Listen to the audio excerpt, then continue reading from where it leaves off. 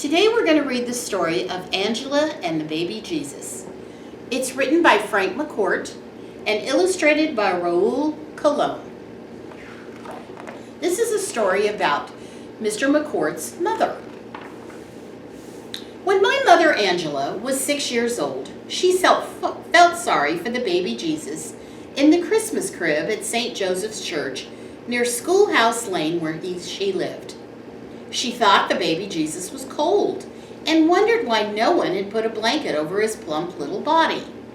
He looked happy enough, smiling up at his mother, the Virgin Mary, and St. Joseph, and the three shepherds carrying little lambs all cozy in their fur. Even if he was cold, he'd never complain about the baby Jesus, would never want to make his mom the slightest bit unhappy. Little Angela wouldn't let it go at that. She was often cold herself, hungry too. She never complained for fear of being told by her mother and brothers and sisters to stop whining. That's what they called whining and complaining in Ireland. No, she'd have to do something about the poor little baby Jesus, and she wouldn't tell a soul in the world.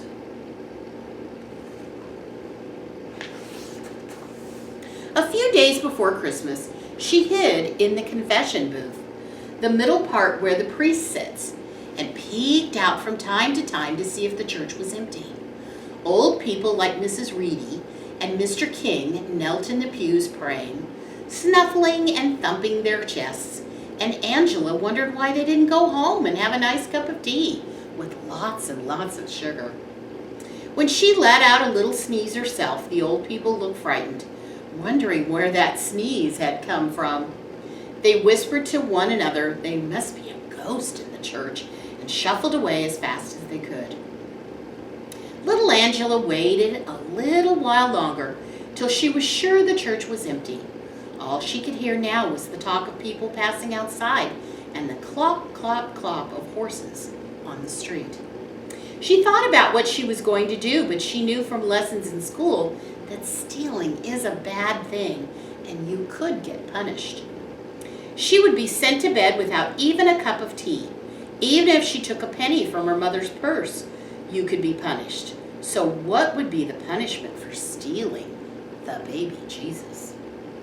Her own mother would surely slap her bottom, but she didn't want to think about that. She had to take care of that poor little baby before he turned blue with the cold altogether.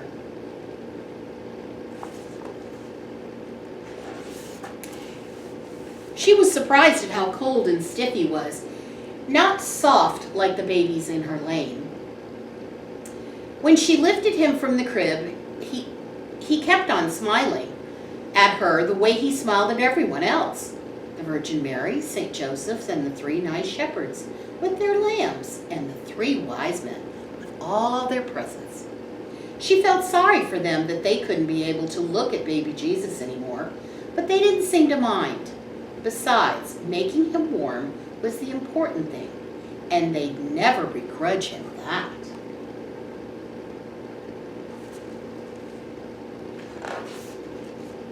She had to be careful.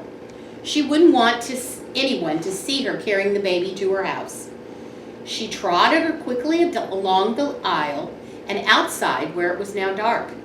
The gas lights flickered along the streets and she could hide and wait in the deep shadows.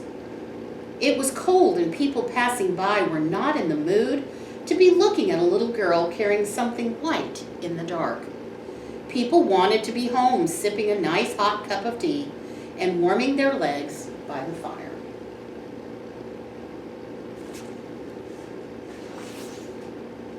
Then she stopped. How was she going to take the baby Jesus into her house with everyone gawking and wanting to know what it was that she was doing? She wouldn't go in the front door. There was a lane behind her house where she could carry the baby over the wall and into her backyard. No, the wall was too high. She could climb over herself, but not with the baby in her arms. She talked to him. Will you help me, little baby? Will you help me? He did. He told her in her head to throw the baby over the wall and recover him on the other side. That was hard. She threw and threw, and he wouldn't go over the till. She threw the third time, and over he went.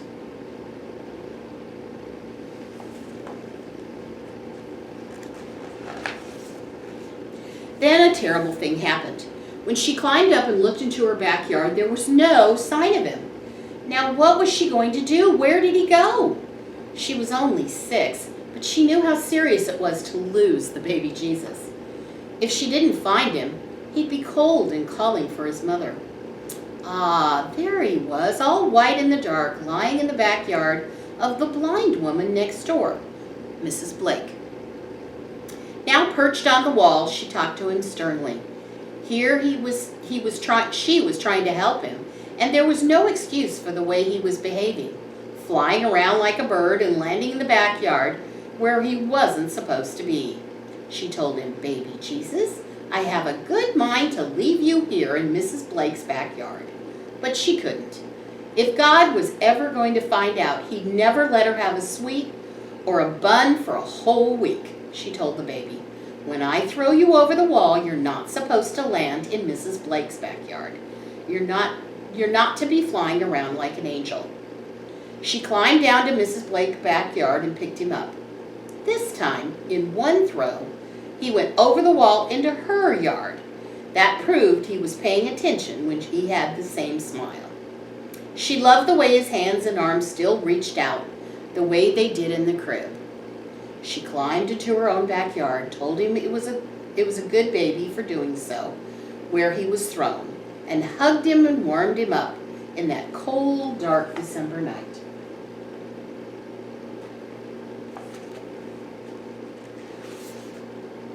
She nearly died of fright when the back door of her house creaked open, and out came her brother Pat, going to the lavatory. He stopped and stared at her and the baby, but he didn't mind because it was like a baby himself and often said foolish things. Even she wouldn't say, "Is that the baby Jesus you have there?" "'Tis.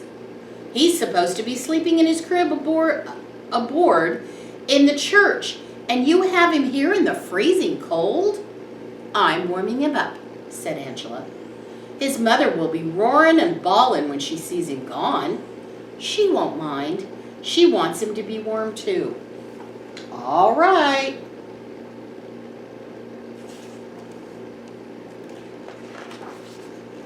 He went to the lavatory, and she stepped quickly into the little hall and up the stairs. She stopped at the top when she heard Pat's voice. "Mom, Angela, do you have the baby Jesus upstairs?" "Aw, now, Pat, love," said his mother. "You have a great imagination.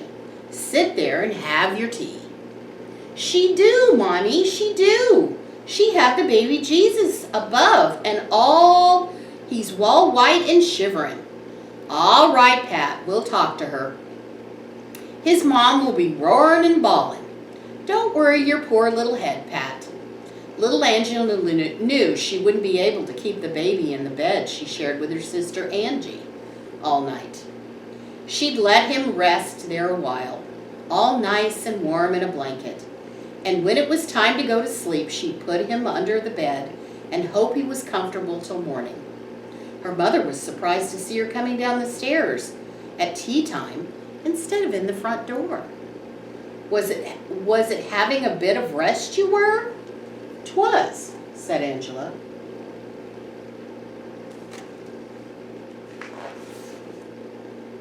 After tea, she was allowed to sit by the fire listening to the talk of her family.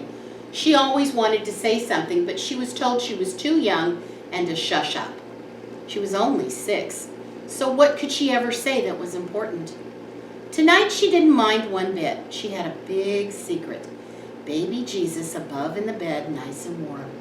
It was hard for her to keep that secret, but she could not say a word, or they'd all want to see him and play with him like an old doll.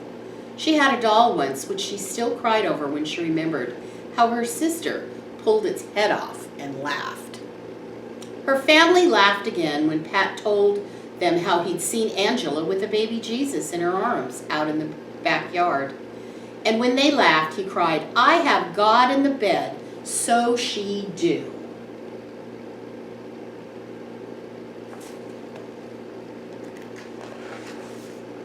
All right, Pat, all right, his mother said.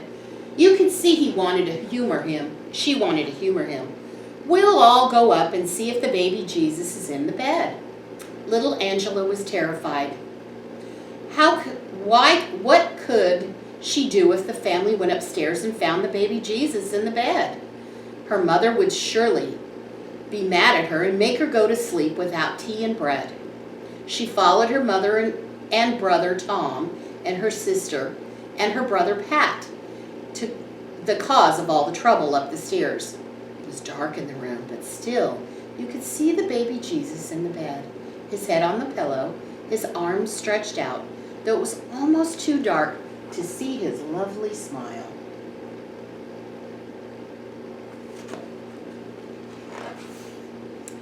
Mother of God, said little Angela's mother, is that the baby Jesus from St. Joseph's Church? When everyone said, "'Tis," little Angela stayed silent. Her mother turned to her. Angela, did you put that baby in the bed? Tell the truth, because if you tell a lie in the presence of the baby Jesus, it's worse than any other sin in the world. Little Angela wanted to cry, but she didn't. There was something in her head that told her crying was useless at a time like this. I did, she said. And why, for the love of God? He was cold in his crib, and I wanted to warm him up.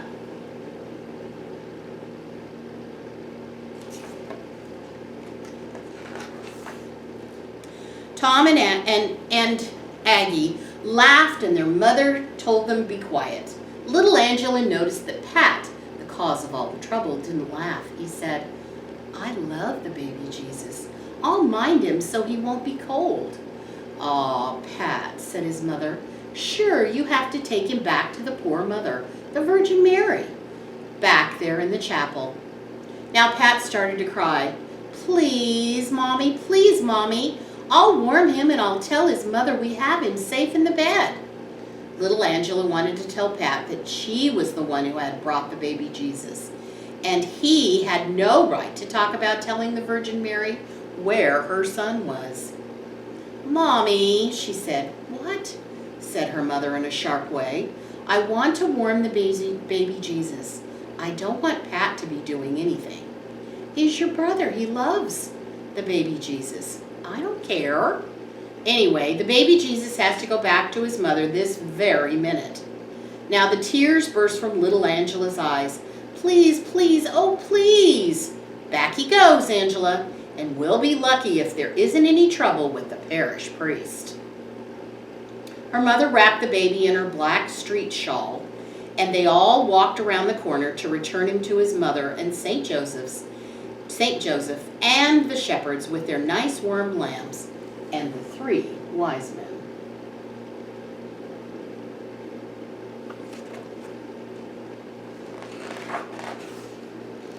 But they were shocked when they found the door of the church locked, and shocked even more when the door opened and there was the parish priest. Mother of God, said little Angela's mother. What's this? Asked the parish priest. 'Tis the baby Jesus, said little Angela's mother. I can see that. Here we are the past 2 hours frantic over that empty crib. Who took him? We have to know. There will be an arrest. Who took him? Little Angela tugged at the priest's sleeve. I did, she said. He was cold, and I took him home to warm him up. The priest looked at the policeman, and the policeman shook his head. Lord save us, said the policeman. He put his hand on little Angela's shoulder and said to the priest, should we arrest this one, Father? Put her into the Limerick jail? No, said Pat. No. You won't want to put my sister in jail. She was only warming the baby Jesus. You can put me in the Limerick jail instead. Poor Pat didn't know what he was talking about, but whatever it was, his mother began to cry. Oh, Pat, she said. Oh, Pat. She had the baby Jesus in one arm, and she pulled Pat toward her into her skirt. Oh, Pat, you'd go to jail for your little sister? I would. I love the baby Jesus. and I love my little sister.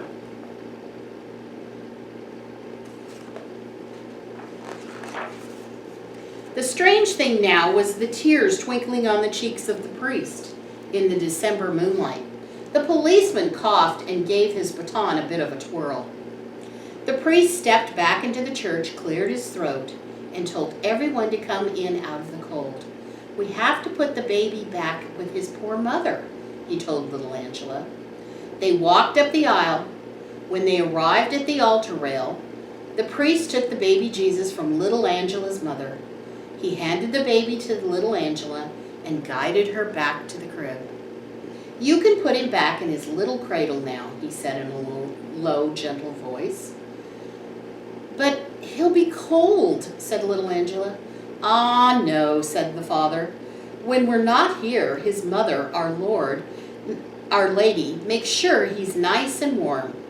"Are you sure?" "I am."